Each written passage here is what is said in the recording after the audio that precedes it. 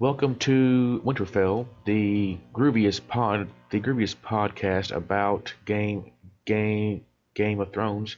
My name is Mark, and with me, as always, is the beautiful Rachel. Hello. Um, Tonight we're going to be talking about episode one, season four of the Game of Thrones.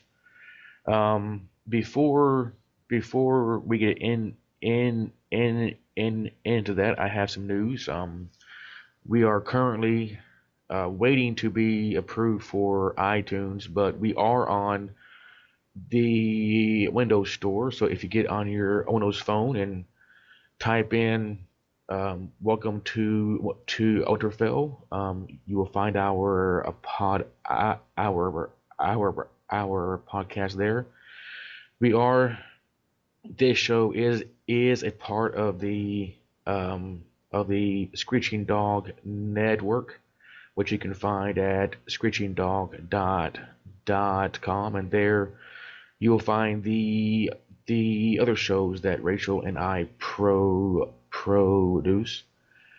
Um, but getting into the show, what overall, just on a scale of like 1 to 10, what did you think about the show? Well, I thought basically it was a great introductory show. Introducing the new season, and just kind of let us know where everybody was. Some of them are poised for war, and um, I don't know. I just thought it was a great opening show. Scale of 1 to 10. I would give it a 9 for a first episode of the season. Overall show. Hey, we've seen the Red Wedding, so Yeah, it's that was it, definitely that there was definitely an 11 on the scale of 10. Yes, but every episode isn't like that, so, Well, the name of this show was Twin Swords. I mean, Two Swords, which is very poetic because the show opens up with Tywin Lannister, who is melting down a rather large sword and is having that steel made into two separate swords. Um, which I don't know if the casual watcher of the show would know this, but the sword that was melted down to create the two swords was actually Ned Stark's sword that was used to behead the gentleman that was part of the A Night's Watch that had fled, which is actually a very, I would, wow, that's deep. yeah, that's actually very insulting to the Stark family. Um, and what he did was that he then gave one of those swords to his son Jamie. Um, and this scene right here between Tywin and Jamie is very very interesting because Jamie, who takes a sword, is he has decided that he wants to stay on as part of the King's Guard, and his father is like, no, you will take your ass home and you will run Cat Castle Rock in my stead. How did you feel about the scene and the fact that Jamie pretty much just said, fuck you, I'm going to do what I want to do. Well, I can't really blame him. I mean, he just came back from being in captivity for quite a while, and he just kind of wants to, he wants to go back to the way it was. But isn't it interesting that of no Tywin's children, he is the only one who has openly, to his face, said no to something that Tywin wanted. Yeah, it is. It kind of says about a lot about his kahunas. Yeah. Um. Well, Tywin pretty much insults him and says, "Well, you are a one-handed, no honor, no family man who is going to be a part of the King's Guard. Have fun." Um. But I love the little swagger that that Jamie had as he was walking out of the room, like "fuck you, oh man." Um, and then and the very next scene we see uh, a, a Tyrion, Braun, and Podrick Payne, the man with the big cock who all the whores and kings unending love. They are waiting on the road outside of the city, waiting for Dorian Martell, who has come for the wedding of Joffrey. Um, well, Dorian Martell does not actually show up. In fact, it is Oberyn Martell who does. And I'll be honest, I didn't know who this person was until later on when you hear the actual backstory between him and a Tyrion. What did you think of that whole backstory and why, and the fact that why he was there to begin with? Oh, I found it extremely interesting. It's kind of like, okay, we have yet another person of interest step into this battle, It's a this whole plot huge battle. twist right there. Yeah, it is. And but I found it to be very interesting, and I thought Tyrion handled it well because he seems to be a person of conscience and compassion, and I thought he handled the situation well. But yeah, I was like, yay, okay, another plot twist. This is cool. Yeah. Um, well, okay. What did you think of Prince Oberon and his? I want to say his woman. I don't know if that was his wife or not. That they were at the brothel, Well, and he introduced her as his paramour. which I'm beginning to understand that was what, like a companion or something. Yeah, with benefits. Yeah, okay. Yeah, friend with benefits. That's what that would be. Yes. And I find it interesting that they pretty much have a pretty relaxed, open relationship because she was there looking for a woman and he was there looking for a dude.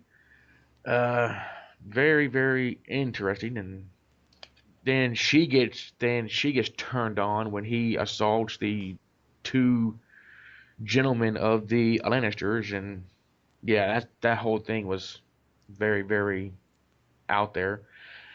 And I have a definition for paramour if you would okay, like to hear it. yes, A person with whom someone is having a romantic or sexual relationship, and especially a secret or improper relationship.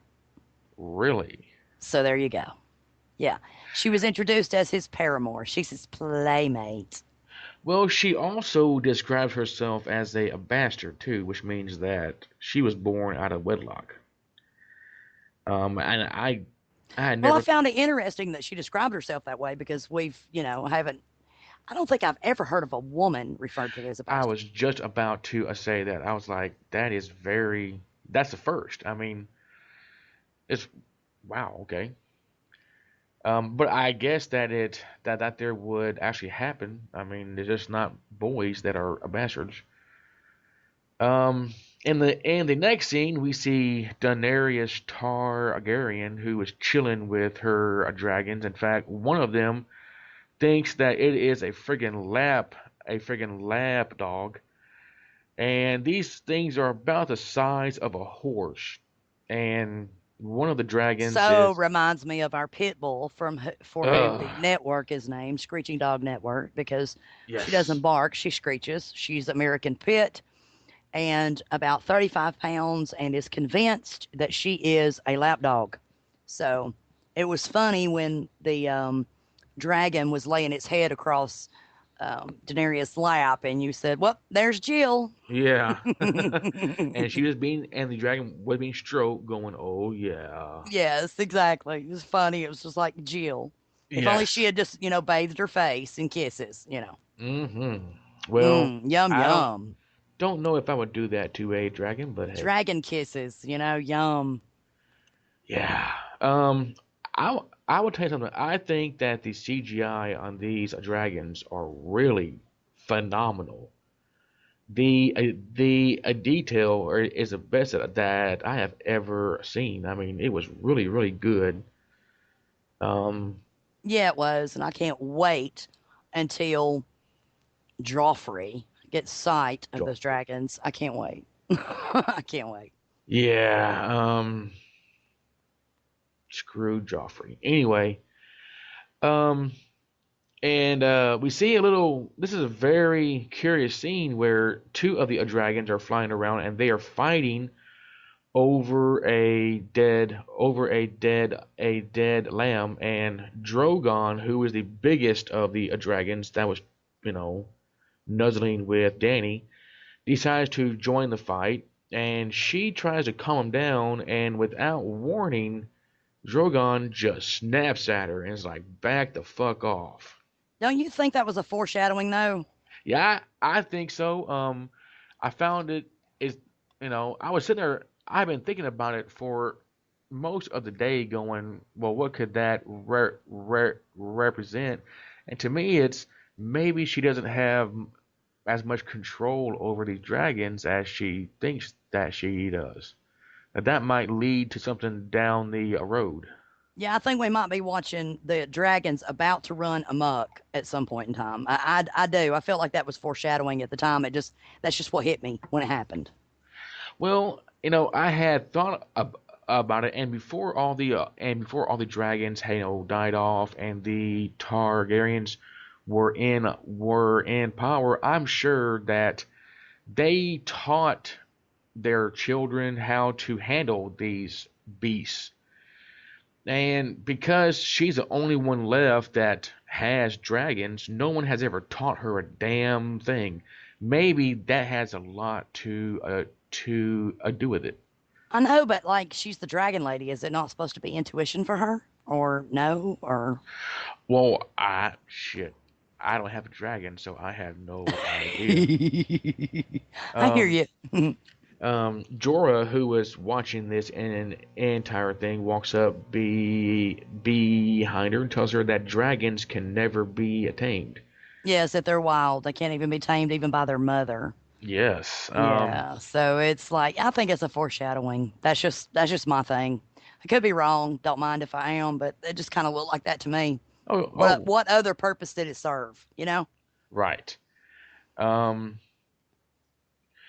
well, after that, she returns to her army of Unsullied, which is there's a great shot of her walking in between the two ranks, going to go find God, what's his name, Dario Naharis and a Grey Worm, and you'd really I have never you never really see a large drawn back shot of the entire army, but damn, that is one massive fucking army, and it just proves that she is a force to be reckoned with. I know, but I'm like wondering, are they? Do they just stand there all day? Well, it's obvious that they were. I think that they had just broke camp and that they were forming in order to start a march for that day. So that's what I think. I think that that Okay, okay. that that entire scene just took place. I'd say er, middle of morning. Um, But she finds that Grey Worm and Dario are gambling to see who can ride at her at her side. Yeah, which is Yeah. really cute. I thought. But we also find that the character of Dario has been recast to someone who looks completely different, which Yes, he does. He's still a stud muffin, but he doesn't have the He's I not. he's not as arrogant as the other guy was. I know, but the other guy kind of fit the profile better to me. This Uh-huh. guy seems he's very sexy, he's very cute, he's very romantic, but He doesn't look like the kind of guy that would cut off two of his comrades' heads and bring them to Khaleesi, you know? Absolutely. So, I hate that. I mean, I hope the actor went on to bigger and better things. He was very sexy. But Mm-mm. this other one's eye candy too, so hey. Well, she finds them just sitting on the ground holding swords in both hands, which she found out that they have been doing it since about midnight, and she pretty much just lays the law down. Why don't you tell them what she actually did? That was so funny.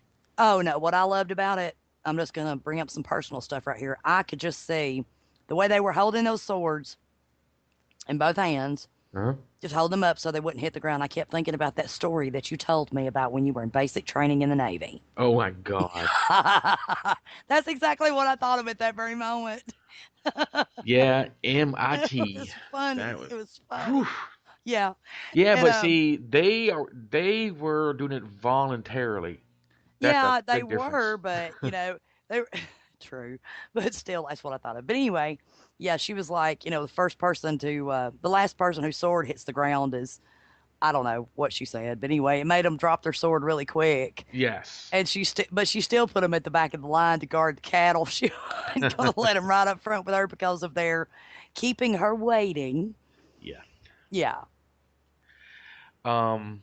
she doesn't give anybody an opportunity to doubt that she's in control. Yes, and she is, and as each episode goes on, as each season goes on, you see her become more and more like a queen, like someone who is being very assertive, who's taking control, and someone who you could actually see that could rule over the seven kingdoms. She reminds me more of a commander or a general than a queen. But I have my own idea of a queen. But Yeah. yeah, she doesn't let anybody get the upper hand on her. She's definitely taken command of that entire group, no doubt. Yes. What I want to do is stick with this storyline and just skip to the end, which is where this storyline continues, and then just go back to the other scenes, because this one right here is very important because they are marching to a city called Marine, or I can't even pronounce that friggin' name, but it is supposedly supposed to be the mother of all slave cities, and they are marching on the road when suddenly the troops just stop. So she approaches the head of the column and she finds a slave who has been killed and, in a sense, crucified on the side of the road. And then she finds out that there is one slave like this for at every mile in between there and the city. Now I don't know if you caught this, but if you were to look at the slave up on the cross and how she is put there, she has one hand on her chest pointing down the road, and then the other arm is extended down the road like it is meant to say, why don't you come this way? Yeah, they're using them for mile markers and for directions, Yeah, it's for definitely road signs. It's disgusting. yeah, it is definitely like we know that you are coming. Why don't you just accept our hospitality and just follow our no trail? It's very sick. Yes, extremely sick. And Khaleesi is going to take care of that, though. Yes, because Jorah wants to have them buried be before she gets to each one, and she's like, no, I want to see each and every one of them. But basically saying, the more that I see this, the more pissed that I am going to get. Well, I think it's more than that. I think what she's doing is saying, I see you. I see your suffering. I see what you've gone through. I honor you. She ordered that the slave's collar be removed before she was buried. Yes. And I think it is her way of honoring those dead slaves. And it what it says is what kind of compassion that she has and intolerance that she has for this type of treatment of a fellow human being, Yes. which it just totally endears us even more to her. Well, yeah, I mean, she is on this campaign to free slaves. I mean, which in the long run is not a bad thing because the more that she frees, the more that they go, uh, we love you. No, the bigger that her army is, and eventually she will cross, and she's going to bring a massive force with her. But on the way, she's going to free as many people as she can. Absolutely. What she's doing, see, is she's freeing these people from the tyranny and from the terror, but also she's giving them a way to live, to survive. In other Yes. words, you know, if they decide that they're going to be a part of her camp, I'm sure they're assigned a job, something to do, but they have somewhere to go. They don't, they have food to eat, they have clothes to wear. She's going to take care of them if they want to serve. And if they don't, go off and do your thing, but you're not going to sit here and be slaves to these horrible people as long as she's around. Hmm. So I love Khaleesi for that. I love her for that. Well, with each scene that she's in, she becomes more and more interesting, and I am just digging this entire storyline. Um, all right, now going back to the previous scenes, we see Jamie and Cersei who are finally reunited, and Jamie is being outfitted with a golden hand. Um, which I will be honest, before the show started, I was hoping that he was going to get a golden hand, because that would just been cool. Really? Yeah, that would just been cool as Really? shit. Um, Well, it could be extremely heavy depending upon how much other metals were mixed with it. well, it If did. it's like pure gold, it's not that heavy if it's hammered thin, but he looked like it was extremely heavy and extremely cumbersome. And I'll just be honest with you. I feel like he might have taken offense with having to wear the damn thing Oh yeah, because, she was all about, you know, um, I spent a week, choosing the right gold. And he said a week. And she said, okay, the better part of an afternoon, you yeah. know? He's and, like, I know you too well for that yeah, shit. yeah. But it was almost like it was more for her benefit than his. Like she didn't want to see a stump, like a stump Yeah. bothered her. Like, what the crap? Of Well, course, I grew up apparently with a other things granddad that, bothered her too. So yeah, because, she had issues with a lot of things, well, because when but he that's tried what to, she does. when he tried to, come on to her and say, hey, hey, a baby, she was like, excuse me, you left me, and he was sitting there going, well, I cannot help being captured and being held a prisoner. I did everything that I could. I even murdered in order to, try to get away. And she was like, "You took too long." And I'm like, "Bitch, Yeah, really?" who says that? You took too long? You Eh, took eh, too long. Oh my God. You were a captive for too long. You remained under their control for just too long. It was your choice to be kidnapped. Oh, you And just see her like diva personality come through once again. Nothing she says can surprise me at this point. and you know what actually gets me about this entire scene is that Do tell.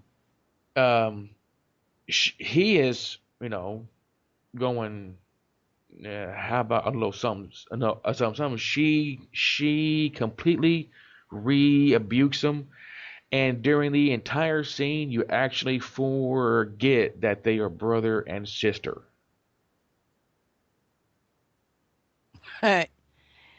True, true. Yeah, it was just like watching an old married couple fight. wasn't Yeah, it? I mean, other I than am the sitting there. content about which they were fighting, the Yeah, I am attitude sitting was there like, watching this, going, no, they are fighting over incest. Okay, that is one, and they make it believable, and you're like, I just completely forgot that they were brother and a sister, and twins at that too. So yeah, well, yeah, it's strange stuff. so the scene goes on, and Jamie is starting to make plans about Joffrey's wedding, who will guard who, and blah blah blah.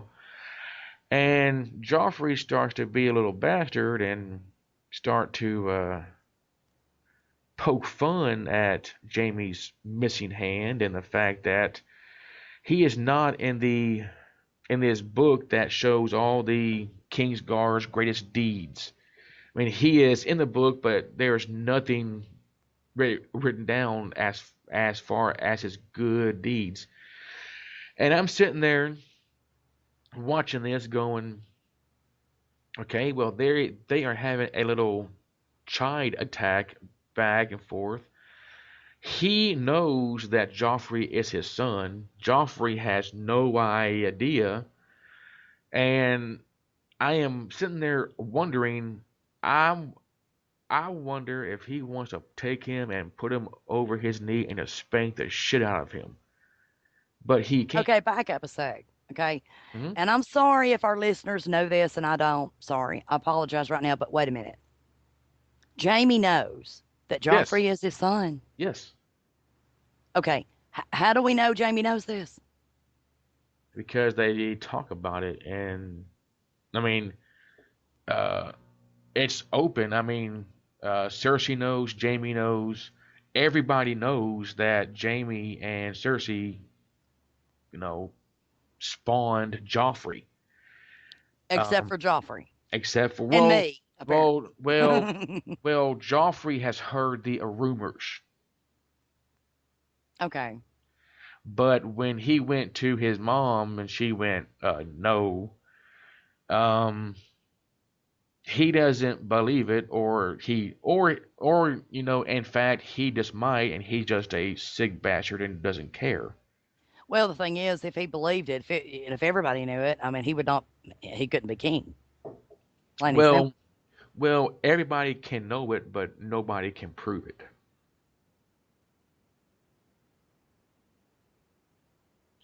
Because right now, the only person that could challenge that is Ned, and Ned is dead.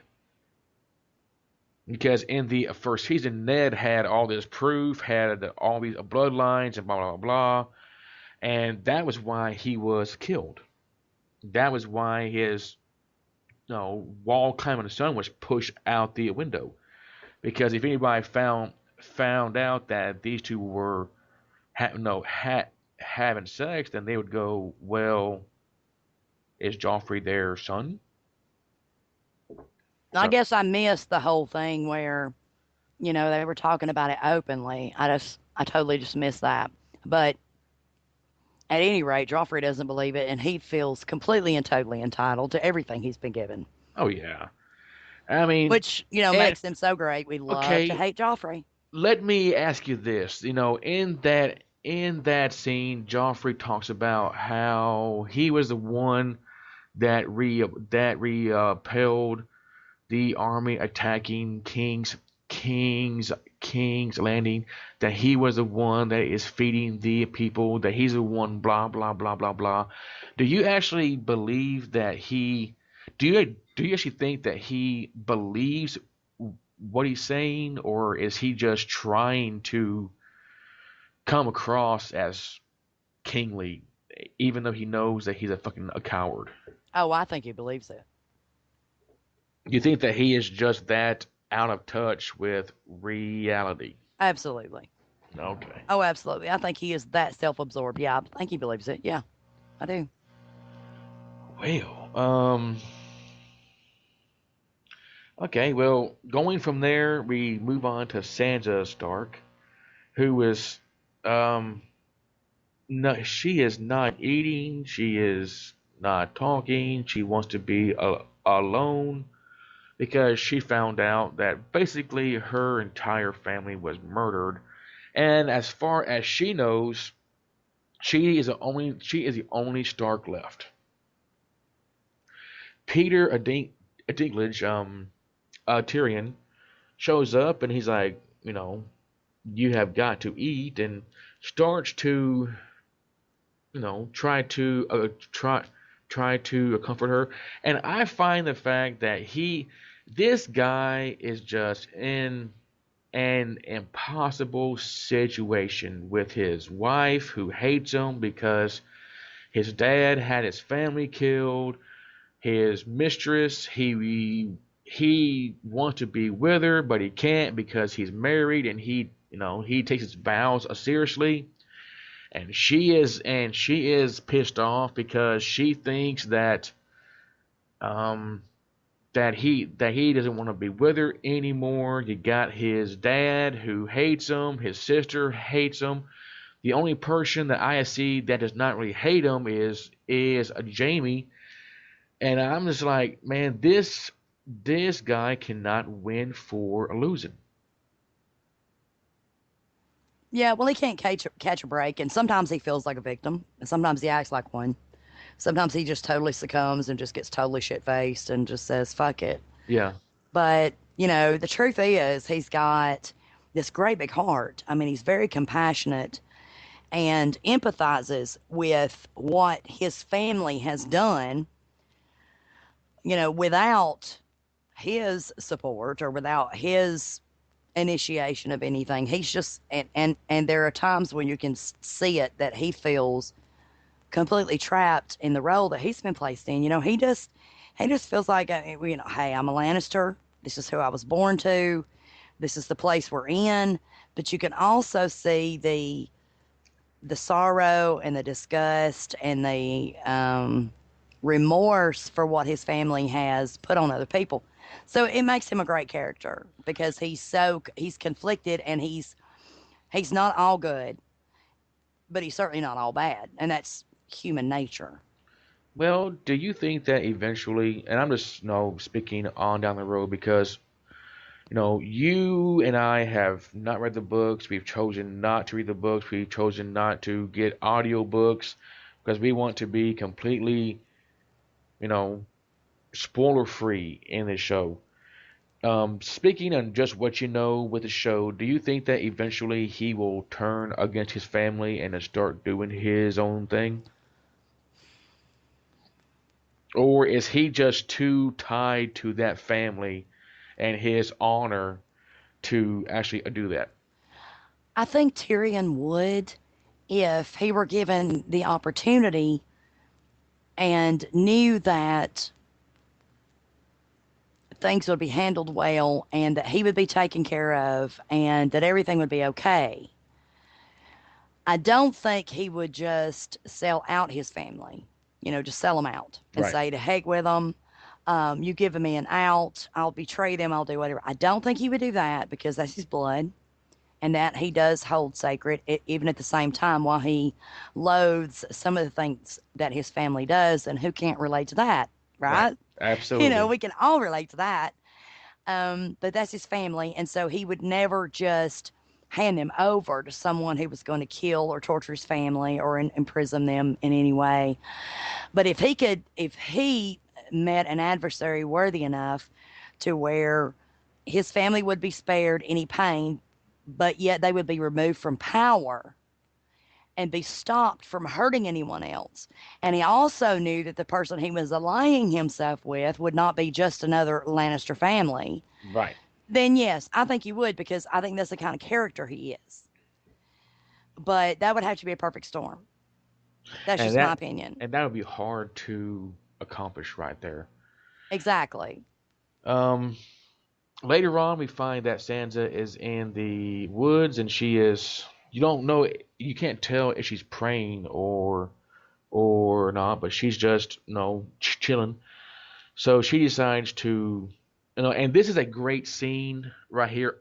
Also with Jamie and what's her name, Brianna, where she is trying to hold him to his vow to take Sansa, out of that place to somewhere safe. And you can see Jamie who's trying to talk his way out of actually doing that. How up until that point, you really start to feel and you really start to like Jamie. Does that scene do anything to tarnish that for you? What I see with Jamie is somebody who has been through hell, and he, experienced a lot of different things along the way, along with losing his hand. And that makes you question a lot of things. And not only that, but he got involved with her, and in a way that, he grew respect for, what's her name? The really, really tall blonde chick who's so Bri- amazing. Brienne. Brienne. I think he gained a lot of respect for her. And, because, I mean, she totally earned it during their journey. Absolutely, hands down, totally earned it. And he went back for her. And I think what he's found himself in is he has a desire for everything to go back the way it was before he was captured.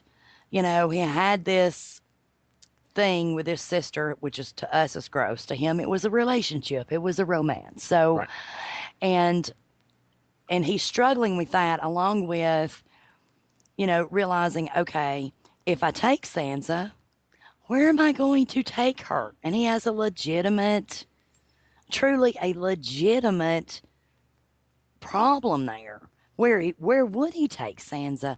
And if he does take Sansa, then that causes a whole nother, just drama with his family, who has been dropping drama on him for weeks, ever since he got back. So Right. he's kind of caught in the catch 22, and there's not a clear, okay, you take Sansa, this is the right thing to do, and you take her here and she's safe. He doesn't have that anymore. So See, I can see where he's coming from. and this is why I think that eventually Tyrion and Jamie are going to start doing something together because these two are just getting shit on by their family left and and and a right. Well, I'll just tell you, I don't think she could be any safer in King's Landing than she is with Tyrion. I really don't. Yeah, because I think that he would actually try to Oh, he'll take take care. care of her Yeah. because he has that kind of character. He has that kind of heart deep down inside, even though there are times where he just succumbs to feeling like a victim. Oh, everybody calls me midget. They call me this. They call me that. Dwarf They and call me imp and dwarf. They call me short. They call me. Yeah, there are times where he succumbs to being a victim and he feels sorry for himself and he goes on a drunken thing. But the truth of the matter is, he cares about her and he has a lot of compassion for what she's going through. And he also feels, I think, a lot of guilt that his family is the one that caused it, oh because yeah. the girl is innocent. Regardless of what her family did to his family, the girl is innocent. But I think she's safer with him than she would be anywhere else, truly. Now, as to whether or not, the big blonde giant Brianna realizes that or not, Hmm. I don't know. But I think Tyrion, Sansa is safer with him than anywhere else. I think. Well, I think that Brienne is going to have something to do with Sansa. I think that she's going to, because I mean, she hold Caitlyn with in very high regard. And when Caitlyn was, that's Sansa's mom. Whenever she was killed, and I think that she's going to, try to look over her and take care of her from afar. Because I mean, she still is hanging out with Jamie, and she might not trust her that much. Moving on to the last few scenes that I want to discuss is Arya. I love Arya because Arya Yeah, has the heart of a warrior. yeah, but do you think that she is becoming a sociopath? I really don't, because I took a look at the scene where She killed the guy who had taken her sword and had killed her friend way back when her dad had died. Mm-hmm. And I think she is processing this like a warrior who says, "You take from me, I take from you," and then they drop it. It's as simple as that. No, I don't think she's cut off from what she's feeling. I think she's very in touch with what she's feeling. She has very real feelings and emotions, and she acts on them in the way that a warrior would. That's why I think she's going to be fine. Well, I just find it very, and I don't know if this is intentional or not, but the two people that she killed in that tavern, she did it. I mean, okay, you watch the Hound, okay? When he is going to stab somebody or slap or a slash them, he is a very no a very very fast and with a whole lot of force. When she got her needle back and put that damn thing right through that dude's neck, she did it very slowly and she stood there and watched him die. But see, here's the thing. I think what she was doing was put all her pain and all her frustration, all her anger into that moment. Okay? I think she let him know and she wanted to look into his eyes and him recognize her, and he did. And for her to feel tit for tat. Okay. I have taken my revenge, and you know it. And I think, as far as she is concerned, that once she does that, it's gone. I really do. I think she has a warrior's heart, Okay. which is unusual in a woman, much less a young girl. But I do believe that's what we're seeing. That she is so different from her sister Sansa, so different. But yet, I don't think anything that she's doing is unhealthy. I mean, if anything's unhealthy, it's what's been done to her. But I feel like when she takes revenge and when she stands up and just like, when she made the attack on the guys who were bragging about what they had done with her brother's body, Yes. Oh, I feel she like she went all she went just friggin' Pulp Fiction on those people and was like, she did. yeah. She did. She absolutely did. But I feel like she was purging her soul when she did that. I do. Well, that's And I very think interesting. I don't think we're going to see her go off half cocked or do anything crazy. I think you'll just see that she has the heart of a warrior, which says, "You take from me, I take from you until you understand that I am in control." I think she has the heart of the warrior. I Well, do. what do you think about her and Hound's relationship? Because he always talks about that he wants to sell her and get, money, but yet you can tell that he actually feels a little something for her, that he feels kind of paternal towards her.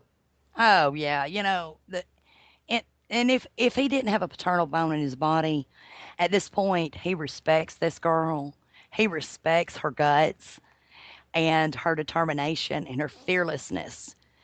And so, yeah, he talks about selling her to a distant aunt, and he may still do it. Who knows? Because, like I said, human nature, people are not all good or all bad. Sometimes people make decisions based on their circumstance and regret it later. And, he could very well decide to just, keep her by his side. And just like I mean, she's very open about it. Yes. I mean, she said, "I want my own horse." And, no, no, no, you'd run off on it. She's like, "I wouldn't survive Pat through the night without you with me." I mean, she's not stupid. But at She the knows end she of the needs him, so scene, their relationship is very symbiotic. And she has her own horse at the end of the scene, and he has his absolutely. chickens, and so hey, all is well. Yep. Well, um, of course now Jon Snow was in the show, but I am intentionally not going to spend but maybe a minute on him because his storyline was not really progressed that much, and I have a feeling that next week is going to be a major thing for him because I got a feeling that he is going to be one of the most important characters in the entire show. And I think that we're going to start seeing that within the next couple of weeks. You know, John, John Snow has healed from his wounds that Ygritte gave him. You know, with the three arrows, he stood before the Night's Watch Council and admitted to fucking and admitted to killing Half Hand and pretty much they decided not to do anything to him because he said, "Yeah, we are about to be overrun and we need to get ready." But throughout this entire time, no one mentions White Walkers or snow zombies or anything. They are too worried about the wildlands, which I think is because you notice that the wildlings who were waiting for the runner to come back, that it had been like a month. Um, I don't think that they're going to get any response. I think that all the wildlings beyond the wall are pretty much dead from the White Walker army. What do you think?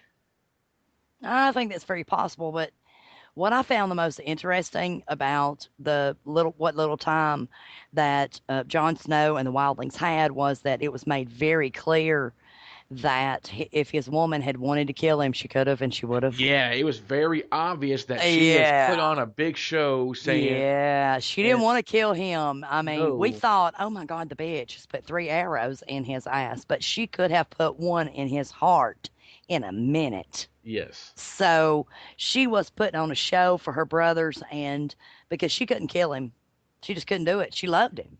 yeah. Oh, and he even told her, I may be a liar, but I love you and blah. But yeah, I like I said, I don't want to spend too much time on the Jon Snow story arc because I got a feeling that maybe not next week, but within the next few weeks, we're going to see just how important this dude is.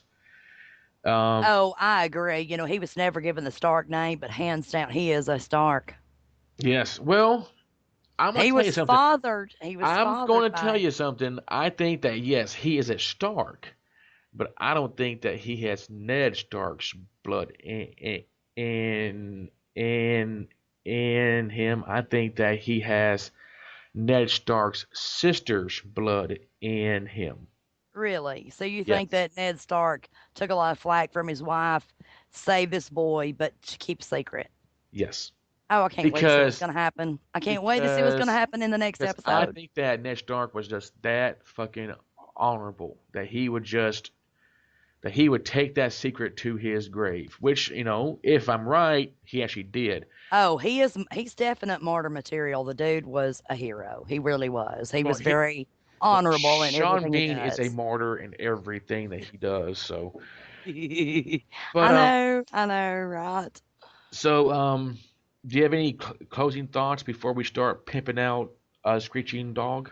No, I just like totally can't wait till the next episodes. It's going to be great. I Oh can't wait. yes. It's a great Um, season. as we said before, this show is part of the Screeching Dog network, which we are developing more shows. One of the shows that we're going to start re-recording and preparation for the new season is Falling Skies. So you need to check on our blog at screechingdog.com in order to know when that there is going to start. We do have another show called Movie Essential, which we need to record the next show in the next couple of days, where we take movies, old, new, and in between, and we pretty much just tear them apart and we decide if we like them or if we don't. Um, the next movie that we're going to do on that show is the King's Speech, which is a very very good show. If when this show is finally on I iTunes, if you want to support us, just go to iTunes and just no no rank us. Tell us if you like it, if you don't, why.